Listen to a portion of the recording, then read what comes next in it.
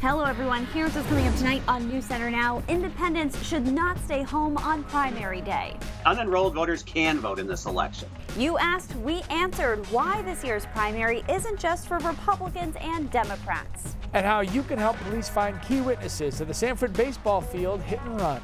A reality TV star helps a great-grandmother get out of prison with the president's blessing. This is News Center Now. If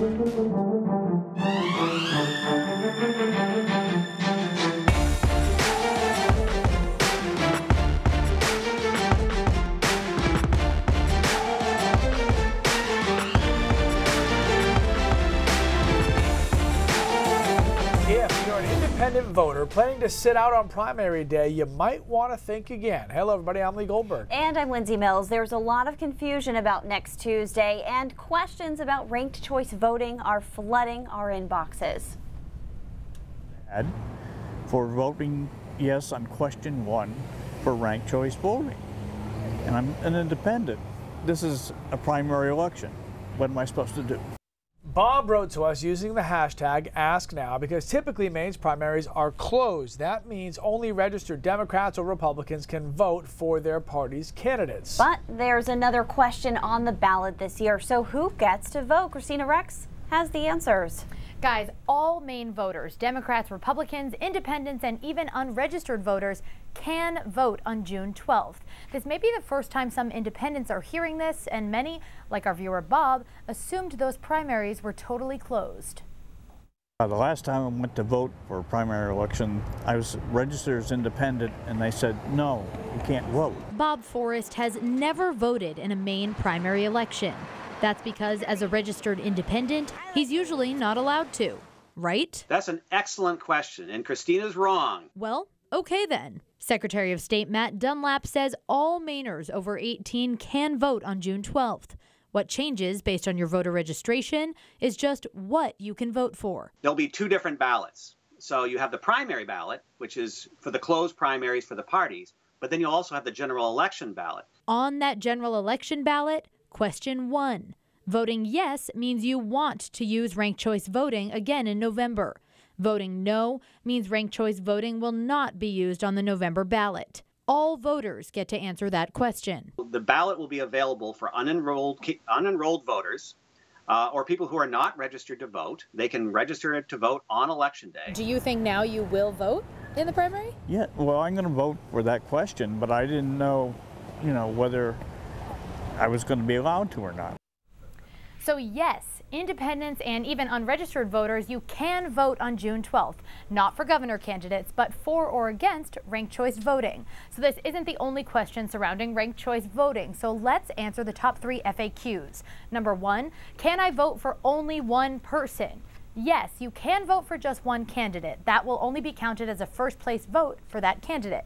Number 2, can I put the same person as my first, second, third, fourth, fifth, etc. choice? Again, yes. But this won't do you much good. Sure, you can rank a candidate as all of your choices, but that vote will only count as that first place vote. Number 3, can I give multiple candidates the same ranking? No. If you rank multiple candidates in one spot, that will be negated and those votes won't count. Hopefully this will clear up some questions for everybody. Guys? Oh, yeah. Okay, thank you very much, Christina. So I'm voting that the weather gets better by the time we get to Election Day. Yeah, because that works. Ranked choice voting works for Keith, all right? All parties can agree on that. Not right? a representative democracy here, unfortunately. We are slowly turning the corner, though. I thought today better than the past 2 days, and the temperatures bear that out. In the 60s, 67 in Caribou, 62 in Portland. Still, though, significantly below average for this time of the year. But what we did see today, and we hadn't seen much of on Monday and Tuesday, is some sunshine, at least some breaks of sun, particularly over northern Maine right now, and even across western, central, and southern Maine. There's more break in the cloud cover. There are showers, though, kind of peppered in between those clouds, and you can see them here downslope from the mountains. And a few of them have a couple of downpours as they're heading towards the 295 belt here towards Sebago Lake. And I haven't seen any reports reports of this, but it wouldn't shock me if we got a little baby hail out of some of these showers because it's very cold just aloft, and some of these have some nice reflectivity on the radar, which tends to say to me there might be some small hail in there. Those showers, though, dwindle tonight. Tomorrow we start with partly cloudy conditions, and it's not until tomorrow afternoon that we start to see some showers, maybe a rumble of thunder. But again, getting warmer in the 60s. And Lee, you're going to like how Sunday looks. I know you had a lot of stakes on that day. Things have improved. We'll talk about it in a few minutes. All right, for those of you wondering why the heck is President Trump meeting with a Kardashian to talk about prison reform, we have your answer. Yep, it's true. Today, Kim Kardashian West announced that President Trump has decided to commute the sentence of Alice Marie Johnson, a great-grandmother serving life in prison for her first drug offense. Kim K later tweeted that she personally called Alice to tell her the news. The oldest Kardashian sister went to the White House last week for a meeting that had many people scratching their heads, but today the reality TV star said she wants to continue to push for criminal justice reform and hopes that others, like Johnson, will get a second chance as well. The White House said in a statement that while the Trump administration is tough on crime, Johnson was a model prisoner who worked hard to rehabilitate herself. Lindsay? Lee, thanks. Police say they need your help as they investigate a deadly crash on a Maine baseball field. They released new photos from the night of the hit and run at Goodall Park. A male that has been hit by a vehicle. 4 new photos of people police say were at Goodall Park when a car ripped across the field. One man appears to throw a baseball bat as a distraction. It happened Friday, and Carol Sharrow, the woman accused of being behind the wheel, is charged with manslaughter. Cell phone video shows the vehicle driving over the diamond, but Detective Colleen Adams says she needs to speak with more witnesses. We're just looking for witnesses at different angles of the field, different angles, different areas to confirm or deny certain things if we need to, but we're just trying to get as many people as possible to get as much information as we can. Police say they need help identifying the people in these photos, people who were standing near the exit as the car fled the scene. Detective Adams says she's already heard from several people who say they can help. Pretty usual for officers to seek out witnesses in crimes, as many as possible. The night in question we had allowed witnesses and we'd like more. The crash claimed the life of Douglas Parkhurst of West Newfield. Sharrow is not due back in court until September. And police ask anyone with information to call Detective Colleen Adams at 207-324-9170, extension 226. 1 year after he was shot on a baseball field, Representative Steve Scalise is back on the mound. His colleague, Representative Jeff Flake, tweeted this photo today. Representative Scalise replied, saying it feels good to be on the team again. The Republican from Louisiana was hit in a mass shooting targeting the congressional baseball team's practice. Representative Scalise underwent multiple surgeries and after months of recovery went back to work in Washington. Sure, his teammates were happy to have him Absolutely. back. Okay, well, the Me Too movement takes on the ballot box. The heavily criticized judge who handed down a month-long sentence for Brock Turner is voted out. Also ahead. Every little bit helps, and if we can get the word out, especially with younger drivers, think about your actions before you get behind the wheel, and it's going to keep everyone safer. Wow. Police in Maine say the majority of OUIs they report involve people under the influence of drugs, not alcohol, and they're exploring new technology to keep other drivers safe. As part of the AAA Impaired Driving Summit, companies displayed the latest technology, including a new online refresher course for officers on field sobriety tests, which saves time and money on training. Maine officers will start using that new technology in the coming weeks. The Maine Bureau of Highway Safety's roadside sobriety testing vehicle has helped police stop impaired drivers over the last year. Every little bit helps, and if we can get the word out, especially with younger drivers, think about your actions before you get behind the wheel, and it's going to keep everyone safer. We're seeing an increase in fatals, we're seeing an increase in crashes, and we're seeing an increase in drug use and alcohol use behind the wheel. So we want to have conversations now. It's about enforcement, it's about public education and good policy. Companies also showed off oral fluid tests, which can detect a number of different substances in a person's system. The California judge who handed down a lenient sentence for convicted sex offender Brock Turner is out of a job. He was voted out by constituents yesterday during the California primaries, the first judge recalled in more than 80 years. Aaron Persky sentenced Stanford student Brock Turner to 6 months behind bars after he was caught sexually assaulting an unconscious woman. Turner served 3 months, was released early for good behavior. Those behind the recall effort say this is just one judge, but the movement is nationwide. These results really mirror what we saw when we were out over the last several months talking to voters. We definitely feel that there is strong support in this county for ending the culture of impunity for high-status offenders who commit violence against women. Pundits and analysts say that this local election could be a sign of how the Me Too movement will play out in the midterms nationwide this fall. Alrighty, who is the highest paid athlete of 2018? Here's a hint. Tom Brady isn't even in the top 100. Interesting. Post your guesses right now on our Facebook live stream. Wishing for the clouds and rain and cold to go away? Keith may be able to make that come true. Forecast coming up.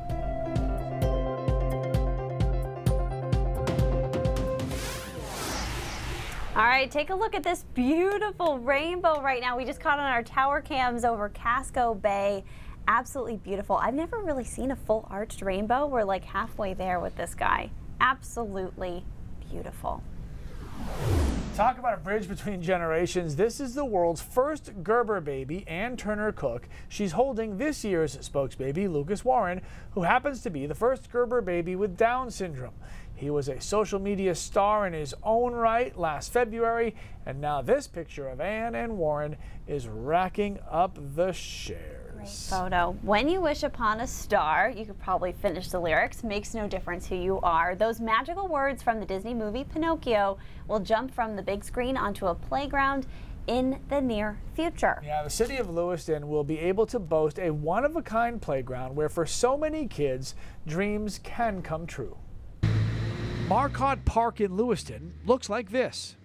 In just a few months, it will look like this. Good things come to those who wait, and I've waited long enough, and I think anybody involved with this project is ready to see children playing out here. The project to give this park its first update in decades got a big boost when the National Parks and Rec Association, partnered with the Walt Disney Company, awarded Lewiston a $30,000 play space grant. That money will help the playground open up in the fall. This will be a universally acceptable playground, which means so kids that have mobility issues, for example, and are in wheelchairs can use the swing sets and the slides. Kids on the autism spectrum can interact with some of the different auditory and visual equipment that's going to be here. So it's really a place where nobody sits on the sidelines. The concept for this new park comes from a national organization called Shane's Inspiration, and the plans have been years in the making. We applied for a contest when this started 5 or 6 years ago, and we won a regional contest, which we got their help in design and development. And we also got $10,000 towards one piece of equipment and curriculum called Together We Are Able, and that the school department is going to use with field trips to this park.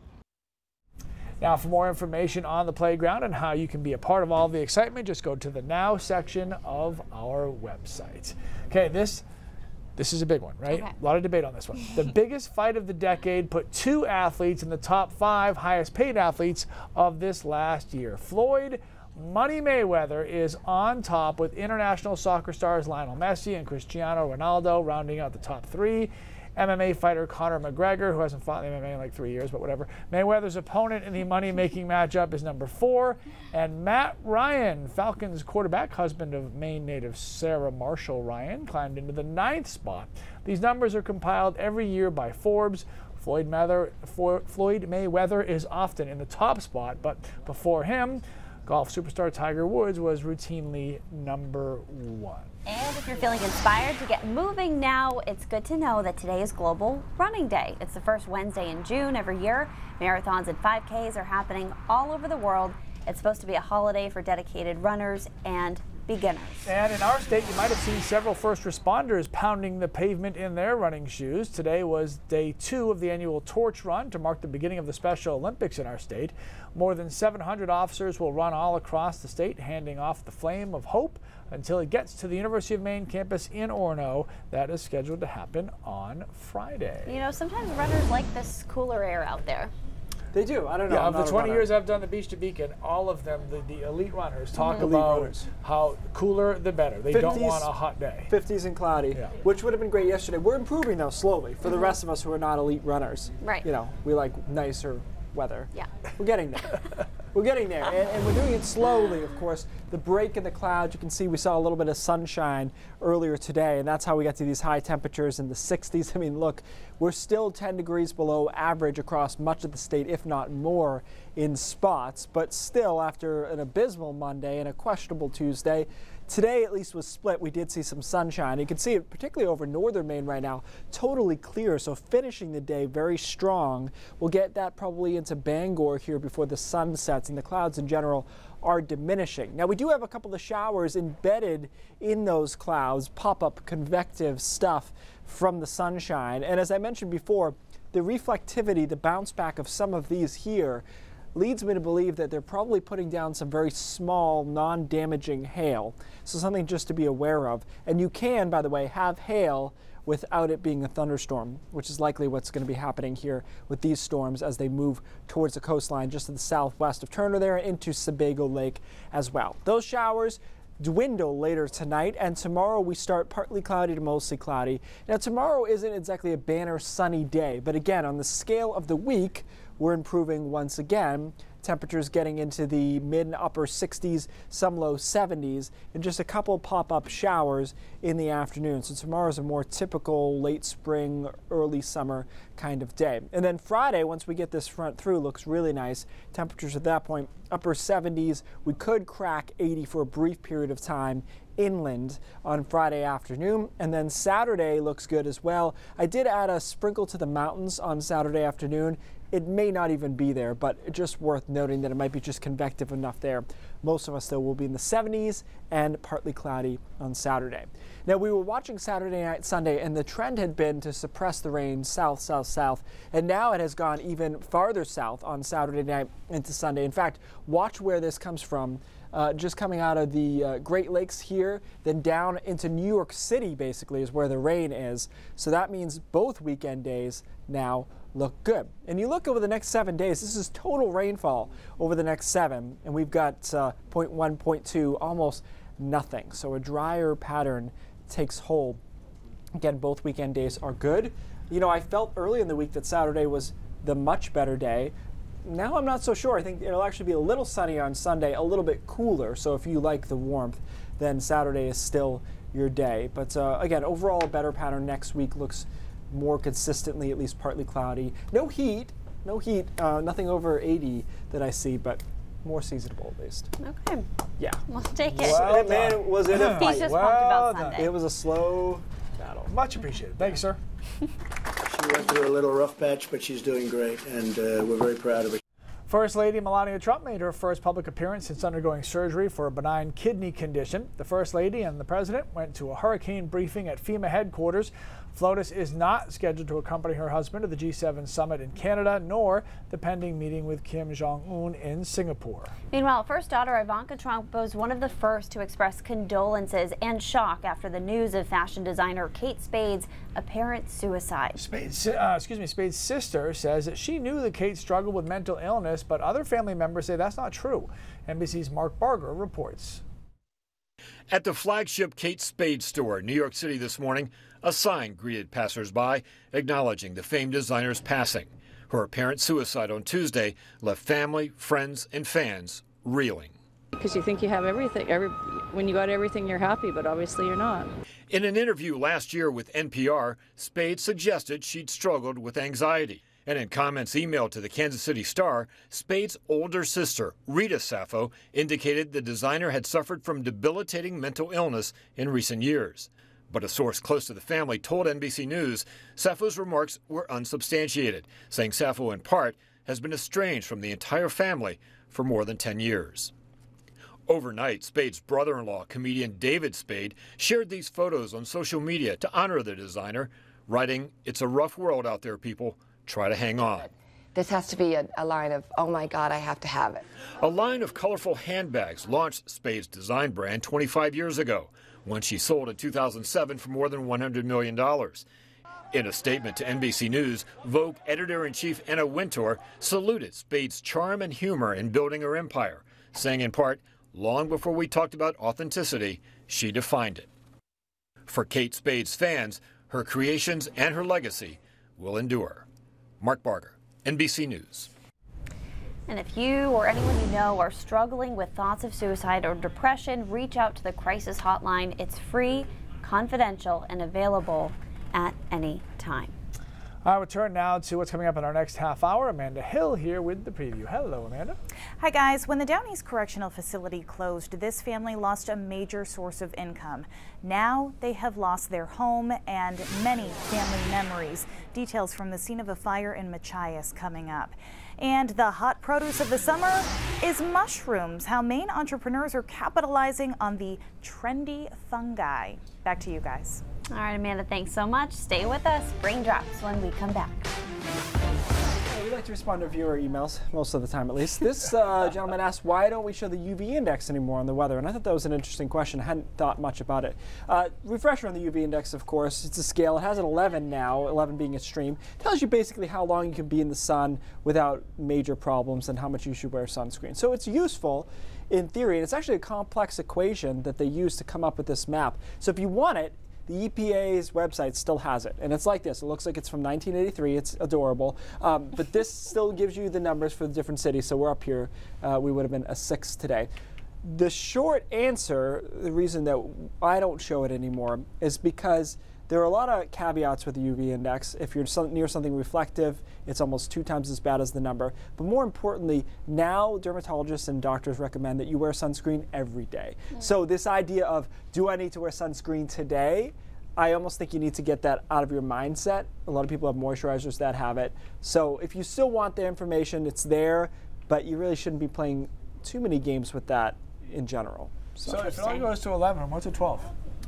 I don't know. Extreme. It's off oh, the they do have a charts. plus. Sorry, that's like... They're on fire. Yeah, it's off Don't the even charts. think about going outside. That's what that means. Okay. All right. You said Maine at 5:30 is on 5:30. fire as well.